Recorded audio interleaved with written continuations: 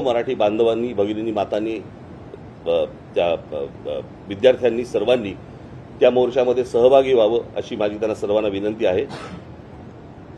इथे कोणताही झेंडा नसेल, फक्त मराठी हा एक अजेंडा असेल आणि त्या अजेंड्यासाठी म्हणून सर्वांनी महाराष्ट्रातल्या तमाम मराठी बांधवांनी या मोर्चामध्ये सामील व्हावं आणि सरकारला दाखवावं, सांगावं।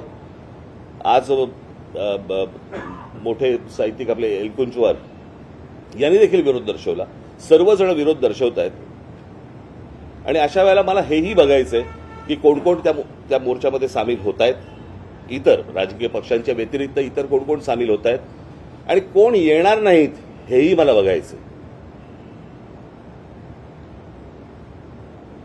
म्हणजे नुसते तोंड देखले बाकीचे नुसते बोलत असतात। मला असं वाटतं ही अत्यंत महत्वाची लढाई आहे महाराष्ट्राच्या दृष्टिकोनातून, मराठी माणसाच्या दृष्टिकोनातून ही खूप महत्वाची लढाई आहे आणि या लढाईमध्ये संपूर्ण महाराष्ट्राने उतरावं असं मी महाराष्ट्राला आवाहन करीन।